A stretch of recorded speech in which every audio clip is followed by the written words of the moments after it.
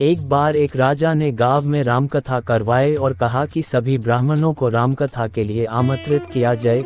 राजा ने सबको रामकथा पढ़ने के लिए यथास्थान बिठा दिया। एक ब्राह्मण अंगूठा छाप था, उसको पढ़ना लिखना कुछ आता नहीं था। वो ब्राह्मण सबसे पीछे बैठ गया और सोचा कि जब पास वाला पन्ना पलटेगा तब मैं भी पलट दूंगा।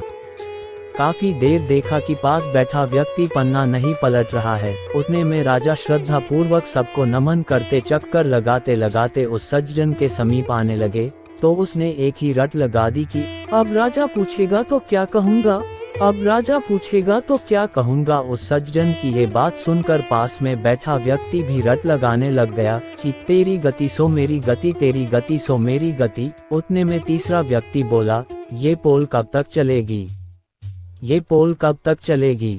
चौथा बोला, जब तक चलता है चलने दे, जब तक चलता है चलने दे। वे चारों अपने सिर नीचे किए इस तरह की रट लगाए बैठे हैं कि 1. अब राजा पूछेगा तो क्या कहूँगा। 2. तेरी गति सो मेरी गति। 3. ये पोल कब तक चलेगी। 4. जब तक चलता है चलने दे। जब राजा ने उन चारों के स्वर सुने, राजा ने पूछा कि ये सब क्या गा रहे हैं, ऐसे प्रसंग तो रामायण में हमने पहले कभी नहीं सुना। उतने में एक महात्मा उठे और बोले, महाराज ये सब रामायण का ही प्रसंग बता रहे हैं। पहला व्यक्ति है, ये बहुत विद्वान है। ये बात सुनमत ने अयोध्या कांड में कही, राम लक्ष्मण सीता जी को वन में छोड़ घर लौटते हैं तब ये बात सुनमत कहता है कि अब राजा पूछेंगे तो क्या कहूँगा, अब राजा पूछेंगे तो क्या कहूँगा। फिर पूछा कि ये दूसरा कहता है कि तेरी गति सो मेरी गति। महात्मा बोले, महाराज ये तो इनसे भी ज्यादा विद्वान है। किष्किंधा कांड में जब हनुमान जी राम लक्ष्मण जी को अपने दोनों कंधे पर बिठाकर सुग्रीव के पास गए तब ये बात राम जी ने कही थी कि सुग्रीव तेरी गति सो मेरी गति, तेरी पत्नी को बाली ने रख लिया और मेरी पत्नी का रावण ने हरण कर लिया। राजा ने आदर से फिर पूछा कि महात्मा जी ये तीसरा बोल रहा है कि ये पोल कब तक चलेगी, ये बात कभी किसी संत ने नहीं कही।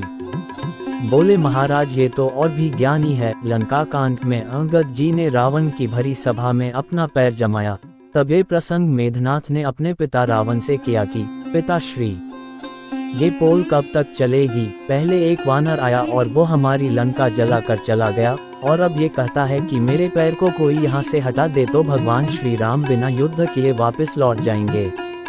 फिर राजा बोले कि ये चौथा बोल रहा है। वो बोले, महाराज ये इतना बड़ा विद्वान है कि कोई इनकी बराबरी कर ही नहीं सकता। ये मंदोदरी की बात कर रहे हैं।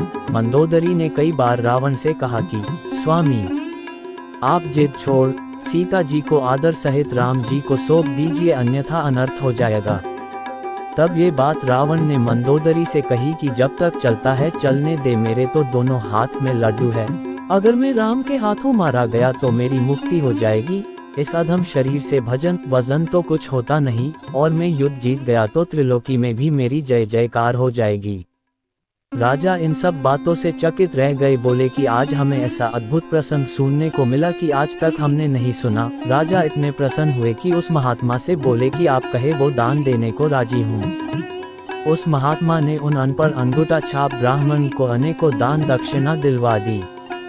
यहाँ विशेष ध्यान दे, इन सब बातों का एक ही सार है कि कोई अज्ञानी, कोई नास्तिक, कोई कैसा भी क्यों न हो, रामायण भागवत जैसे महान ग्रंथों को श्रद्धा पूर्वक छूने मात्र से ही सब संकटों से मुक्त हो जाते हैं। और भगवान का सच्चा प्रेमी हो जाए उनकी तो बात ही क्या है, मत पूछिए कि वे कितने धनी हो जाते हैं। जय श्री राम, जय श्री राधे कृष्णा। प्यारे दर्शकों, इस वीडियो के अंत तक बने रहने के लिए आपका बहुत बहुत धन्यवाद। अगर आपको यह वीडियो पसंद आई है तो कृपया हमारे चैनल को लाइक करिए और सब्सक्राइब करिए और कमेंट बॉक्स में राधे राधे लिखना ना भूले। धन्यवाद।